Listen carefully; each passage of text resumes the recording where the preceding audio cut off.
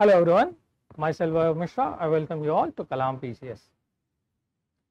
69 BPSC means GS paper 2 हो चुका है। आप लोगों में से बहुत कोई अभी तक क्वेश्चन देख चुके होंगे, जो लोग नहीं भी देखे हैं हम अभी क्वेश्चन देखेंगे। देखते हैं कि क्या क्वेश्चन आया था, कैसे ट्रेंड चेंज हुआ है या वही है। 68 BPSC से भी हम कंपेयर करेंगे, प्लस हम ये भी देखेंगे कि हमारे जो टेस्ट सीरीज था उससे क्या क्या चीज़ आया है, हमने जो आपको बताया था क्या वही आया है या नहीं हुआ है, पैटर्न में कुछ चेंज हुआ। ठीक है, तो सब कुछ देखते हैं।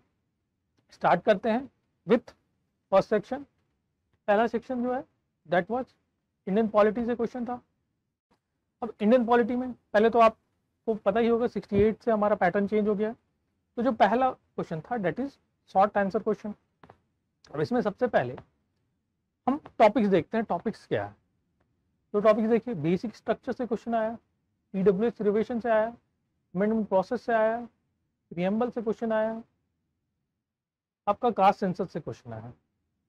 अब टॉपिक को एनालाइज करते हैं, सी द टॉपिक्स कहाँ से क्वेश्चन आए हैं। स्पेशली आप देखिए ईडब्ल्यूएस, थोड़ा सा ईडब्ल्यूएस जजमेंट आया था, तो ये करंट के कारण पूछ लिया है। कास्ट सेंसस करंट के कारण है। बाकी तीन क्वेश्चन जो देखिए वो वेरी बेसिक है। कोई भी व्यक्ति जो तैयारी कर रहा है उसको ये सब चीज तो पता ही होगा। Basic structure, amendment process, preamble, this the very basic thing. अगर देखें टॉपिक्स, तो जो टॉपिक्स हमने आपको बताया था उन्हीं सब टॉपिक से भी सारे क्वेश्चंस हैं पॉलिटी के, वो हम आगे डिस्कस करेंगे। तो आप देख सकते हैं, अगर ड्यूरेबिलिटी की बात करें तो सब कुछ, सारे क्वेश्चन ही डुएबल थे। इसमें कंपलसरी क्वेश्चन था, येट आप पांचों के पांचों क्वेश्चन कर सकते थे। एंड दैट मीन्स कि these are in easy section. अगर आप बात करें तो ये सारी जो हैं वो इजी सेक्शन में आता है। आप चाहे अमेंडमेंट प्रोसेस की बात करो, इवन जो बच्चा प्रीलिम्स ही बस पास किया उसको भी पता है ये अमेंडमेंट प्रोसेस। प्रीएम्बल्स में कितनी बार मैंने क्लास में भी बताया, क्वेश्चंस भी आए हैं कि द गोल्स ऑफ कॉन्स्टिट्यूशन कैसे रिलेटेड है प्रीएम्बल में, एम्स एंड एस्पिरेशंस की बात हो रही है, ये सब आप इजीली कर सकते थे। कास्ट सेंसस आपको पॉलिटी की क्लास में तो नहीं, लेकिन ये इन्फ्लुएंस ऑफ कास्ट सेंसस, ये सारी चीज बताया गया है आपको करंट अफेयर के सेक्शन में, लेकिन ये भी आपका कवर्ड था। तो ये सारी चीज आप इजीली कर सकते हैं। इवन अगर किसी ने जीएस पेपर 2 का बुकलेट भी पढ़ा है तो भी कवर हो जाएगा। नेक्स्ट देखते हैं,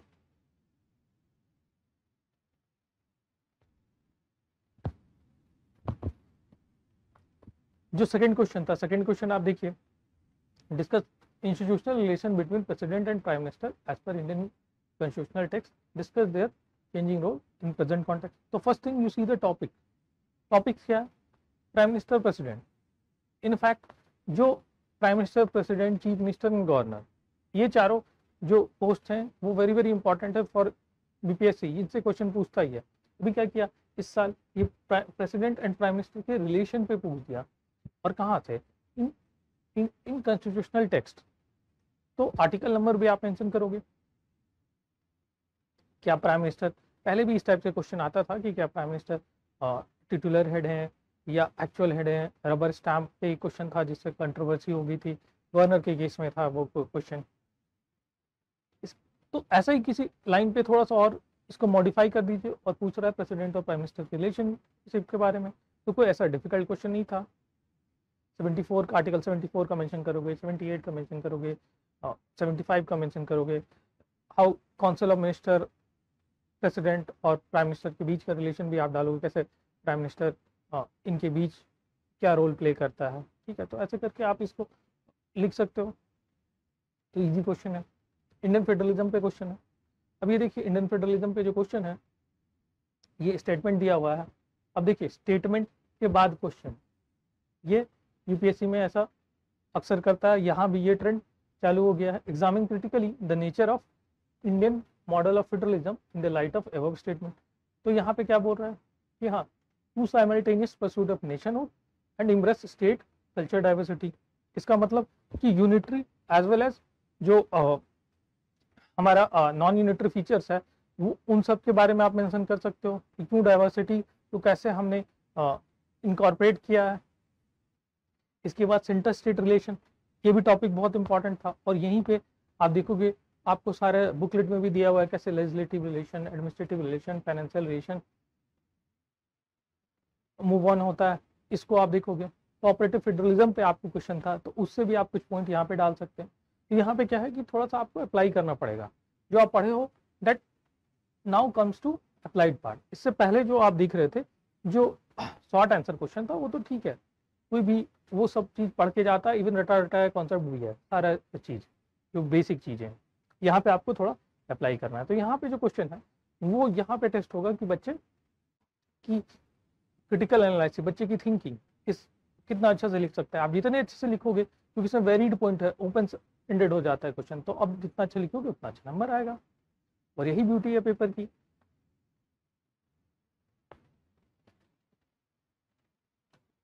नेक्स्ट देखते हैं,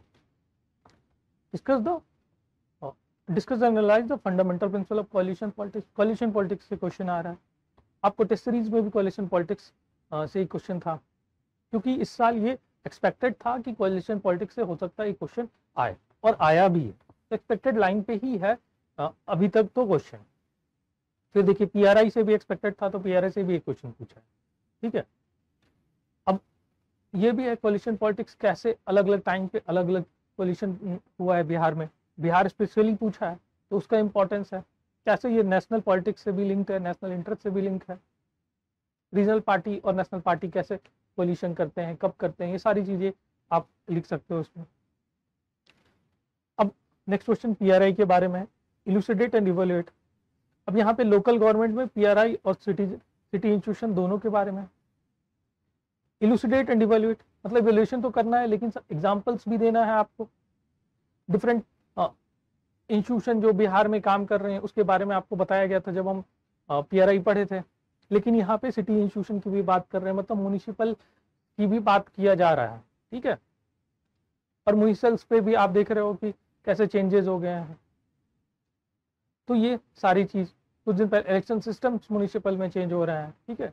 तो बिहार में जो भी चीज है उन सारे इंस्टीट्यूशन के बारे में मेंशन है। और देखो आप एक यूनिक चीज जो आप नोटिस करो, यहाँ पे 19+19 लिखा हुआ है ना, मतलब कि इन दोनों पार्ट्स को आप अलग अलग वेटेज देगा एग्जामिनर चेक करते वक्त।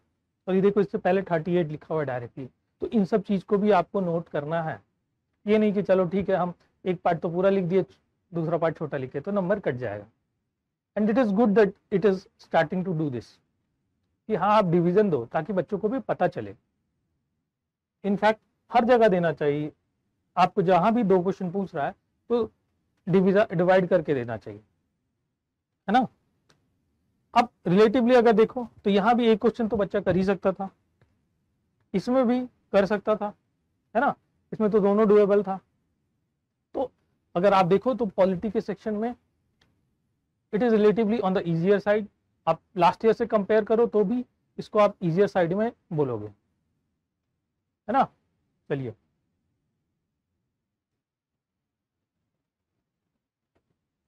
नेक्स्ट आप देखिए हमारे टेस्ट सीरीज से भी बहुत सारे क्वेश्चन आए हैं। कास्ट सेंसस डायरेक्ट है, ये आपका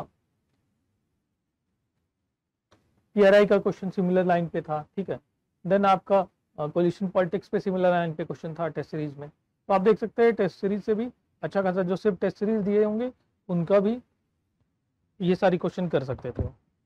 नेक्स्ट ये सब हम बाद में आपको दिखाएंगे भी। नेक्स्ट हम आते हैं सेक्शन 2 में।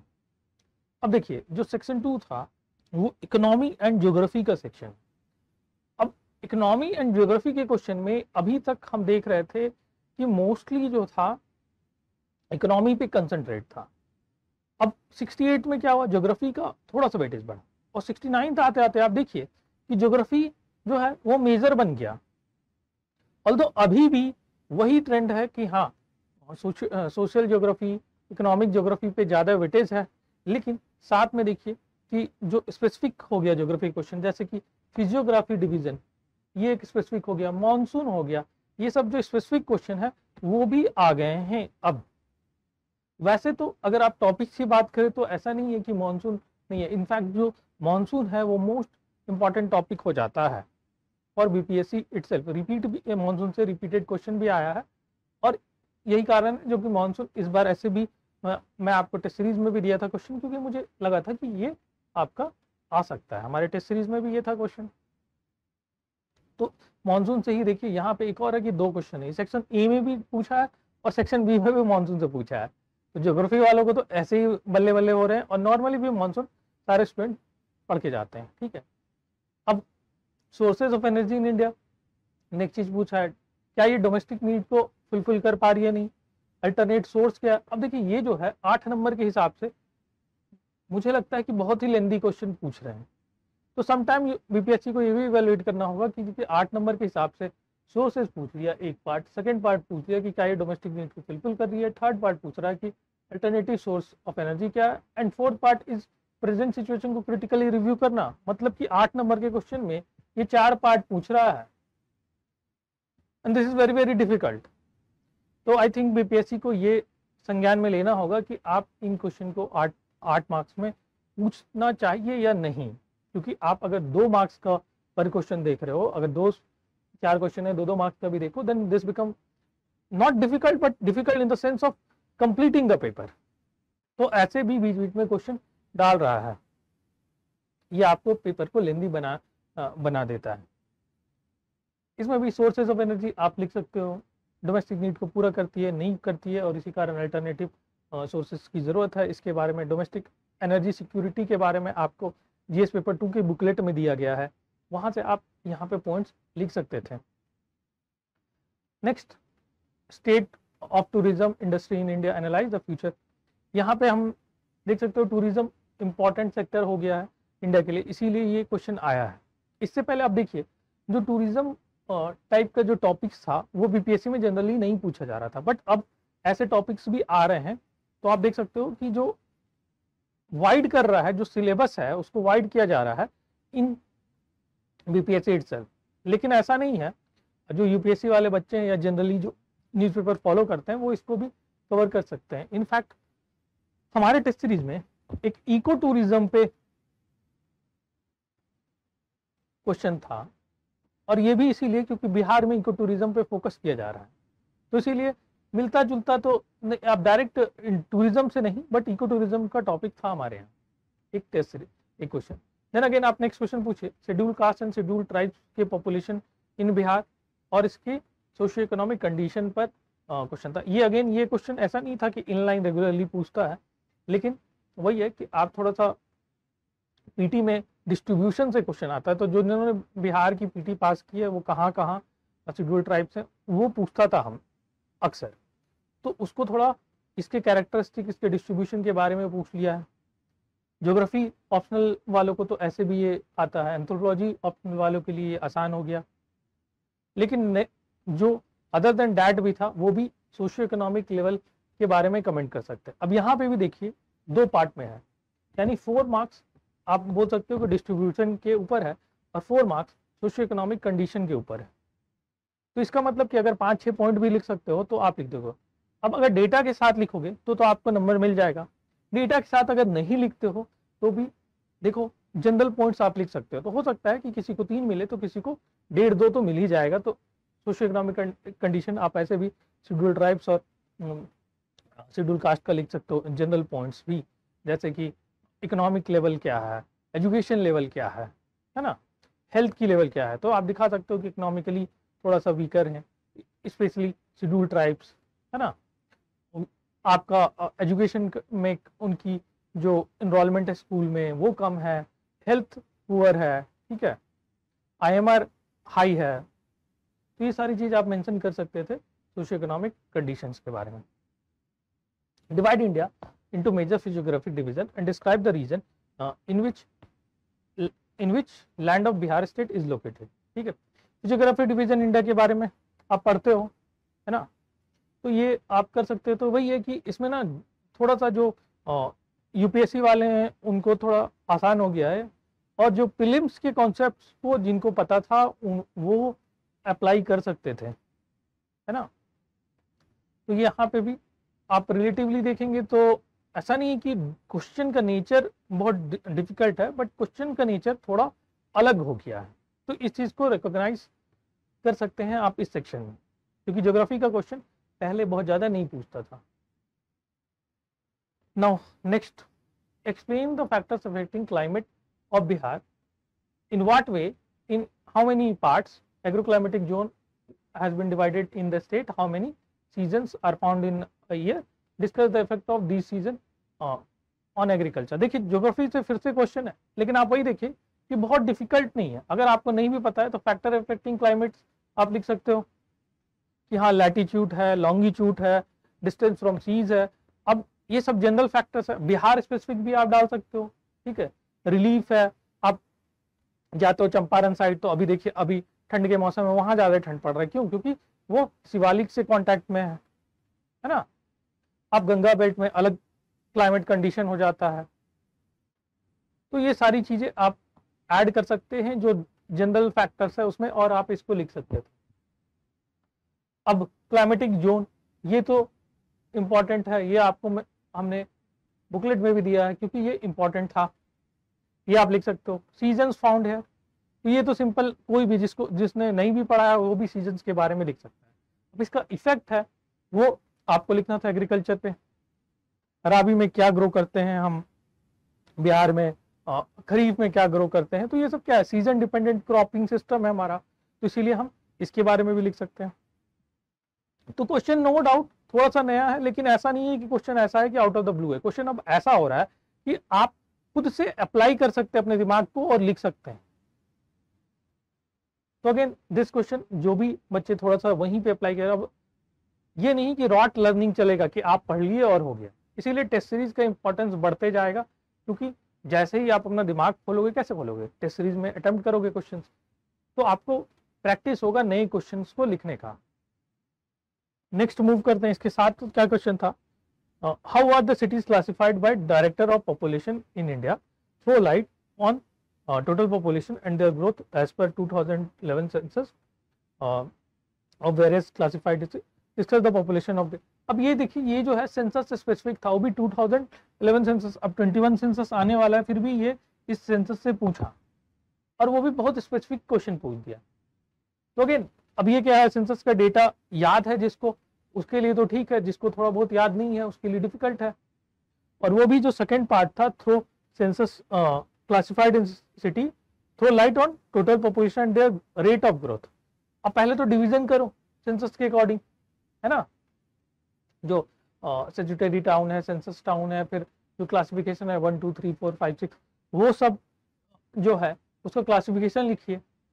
चलिए वो आदमी लिख भी दिया, उसके बाद सबका अलग अलग ग्रोथ रेट तो याद नहीं होगा, तो ये थोड़ा सा डिफिकल्ट हो गया, स्पेसिफिक क्वेश्चन पूछा है। आई डोंट नो ज्योग्राफी के में भी कितना एक्सटेंट तक पढ़ते हैं, बट वहां भी इतने डिटेल में याद नहीं रखता है, ठीक है। तो ये एक प्रॉब्लमेटिक क्वेश्चन है, क्योंकि कहीं ना कहीं नंबर काट सकता है एग्जामिनर इसको। अगर यहीं पे आपको देखना होगा कि कौन सा क्वेश्चन ईजी है, रिलेटिवली ये स्पेसिफिक है, ये थोड़ा मोर आप अपने से भी लिख सकते हो थोड़ा सा, अगर आपको जनरल अवेयरनेस है तो ये क्वेश्चन ईजी हो गया कंपेरेटिवली। तो यहाँ पे क्वेश्चन चूज करना तो बहुत इंपॉर्टेंट हो गया है, खास करके अब के एग्जाम में। नेक्स्ट मूव करते हैं ट्रिकल डाउन इफेक्ट के बारे में।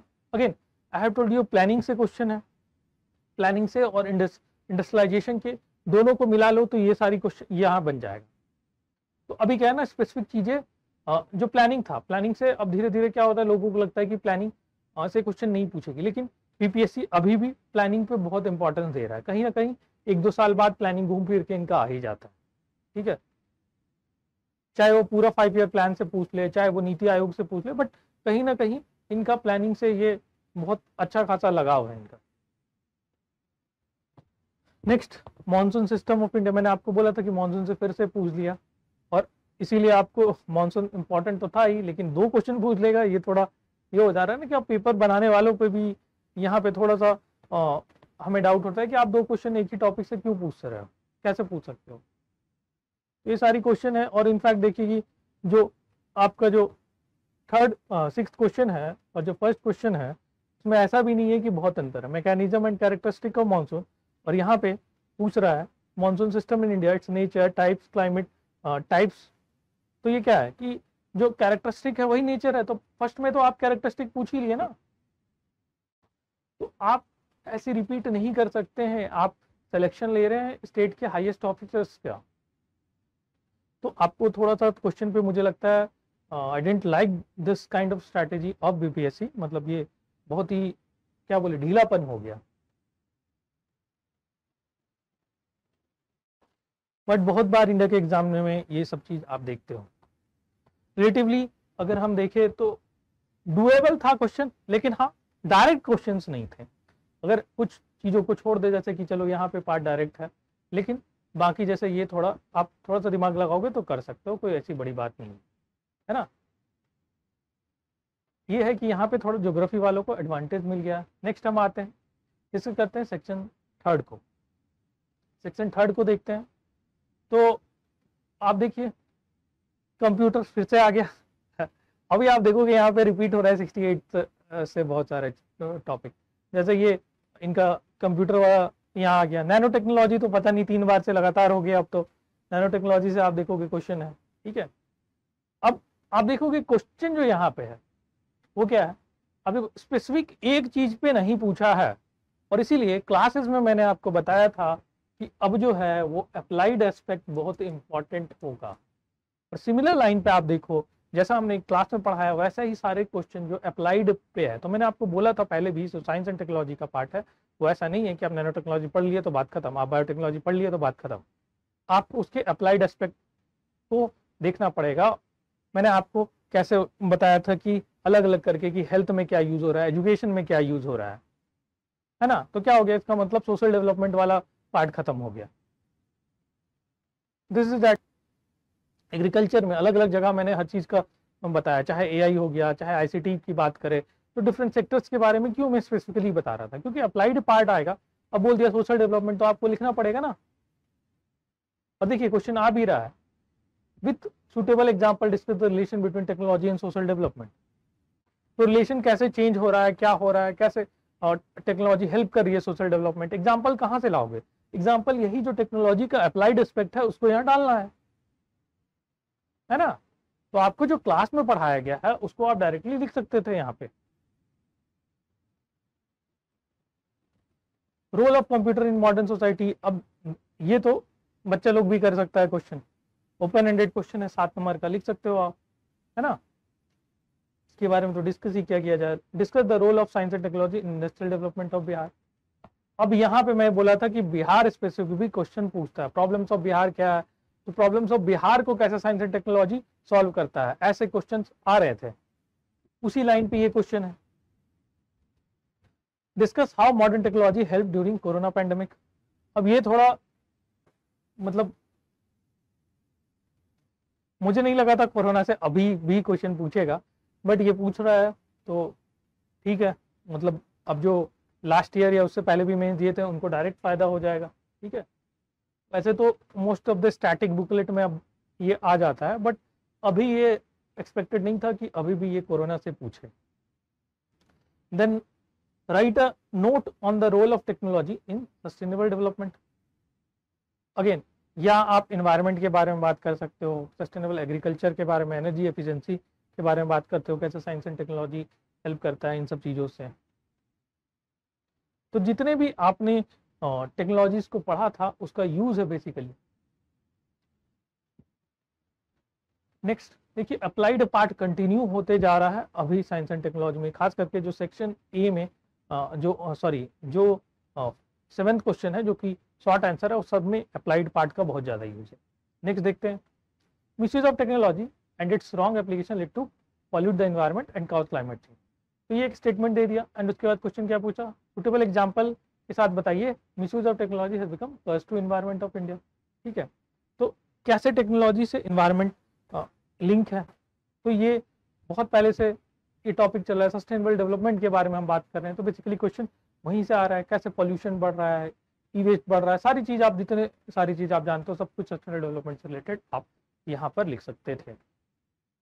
अगेन अब ये सब क्वेश्चन क्या है, ये सब क्वेश्चन अब pollution, sustainable development, climate change, ये सब चीज़ आपको ऐसे भी बताया जाता है, आपको बुकलेट्स में भी दी जाती है, बट यहाँ पे देखिए यहाँ पे ब्यूटी है कि आप कितना अच्छा से आप प्रेजेंट कर पाते हो। तो this is how some question ऐसे भी आएंगे जिसमें कि जिसकी प्रेजेंटेशन स्किल अच्छी है वो बाजी मार जाएगा। नेक्स्ट आप देखिए, nano technology have use potential to revolutionise our life, discuss emerging application. Again ये तो डायरेक्ट इजी क्वेश्चन है और रिपीटेड क्वेश्चन भी है।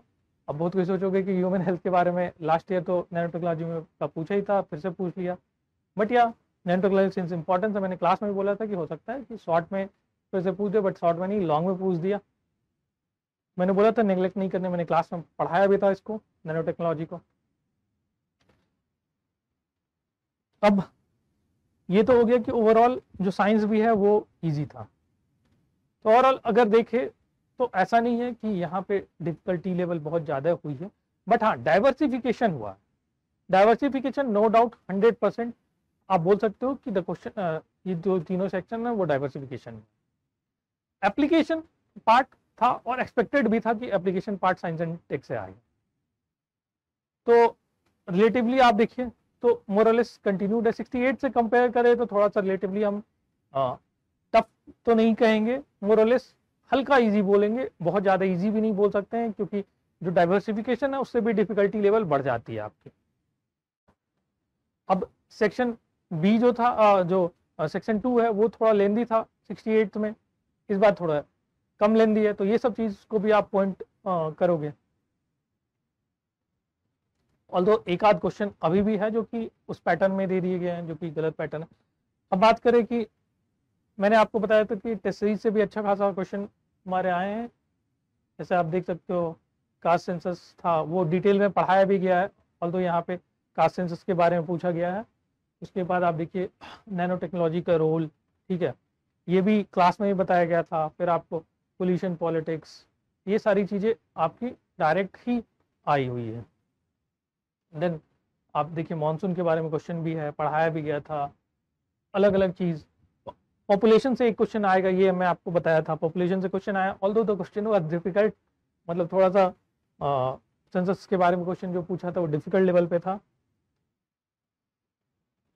इको टूरिज्म से क्वेश्चन था हमारा, लेकिन क्वेश्चन टूरिज्म से आया है तो ये थोड़ा आप देख सकते थे। तो ऐसे आपके क्वेश्चन आए। मैंने टॉपिक्स जो बताया था, देखिए आप टॉपिक्स मैंने साइंस में बताया था कि जो है अप्लाइड एस्पेक्ट पूछेगा, और देखिए अप्लाइड एस्पेक्ट से ही क्वेश्चन सारे आए हैं। आपको पॉलिटी और इकोनॉमी में भी जो जो टॉपिक्स मैंने बताया था प्लानिंग से आएगा वो सब आया है, ठीक है। तो आप देख सकते हैं कि ऐसे मोर और लेस सारी टॉपिक्स आए हैं। क्लास में भी आपको बहुत सारी चीज़ें कराई गई थी, उनसे आए हुए हैं, ठीक है। आपको जो स्लाइड्स भी दी गई थी, स्लाइड्स से भी आप देख सकते हो कि बहुत सारी चीज़ें आए। मैंने बताया था कि अप्लाइड एस्पेक्ट्स कैसे हम बताएं, और अप्लाइड एस्पेक्ट्स ही पूछा जा रहा है, इसी तरह आपको पढ़ना है। आप अगर जो बुकलेट है, बुकलेट से भी आप देखो कि डायरेक्ट आपका क्वेश्चन आया है, ठीक है। जो डेटा है क्लाइमेटिक जोन्स के बारे में, चाहे वो जो वर्किंग पॉपुलेशन की डेटा है, वो सारी क्वेश्चंस भी आपका कवर्ड है, ठीक है। आपकी पॉलिटी की तो बुकलेट से ऑलमोस्ट, क्योंकि इजी क्वेश्चन था तो बुकलेट्स में भी है। ये हो सकता है अदर इंस्टीट्यूट भी दे रहे हो बुकलेट में, क्योंकि इजी क्वेश्चन था, बेसिक्स ही था, तो यहाँ से बुकलेट्स में भी आपका सारा कवर्ड है। तो मोरलेस जो आप देख सकते हो कि रिलेटिवली ईजियर साइड था, और आप देखो कि टोटल हमारा लगभग 15-16 आवर का लेक्चर होगा, ठीक है, प्लस जो जीएस पेपर 2 का था, और उसके अलावा हमने टेस्ट सीरीज चलाई थी जिसमें 2 फुल लेंथ टेस्ट सीरीज था और एक सेक्शनल था जो शॉर्ट, जो थोड़ा छोटा था।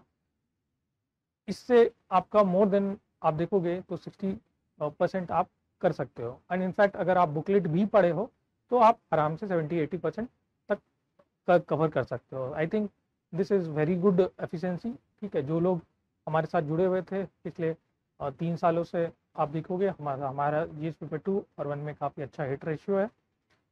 आशा करता हूँ कि आप लोग जो भी अच्छे से पढ़े थे हमारे स्टूडेंट, उनका सिलेक्शन हो। ठीक है, have a very good luck, wish you a very good luck for your results.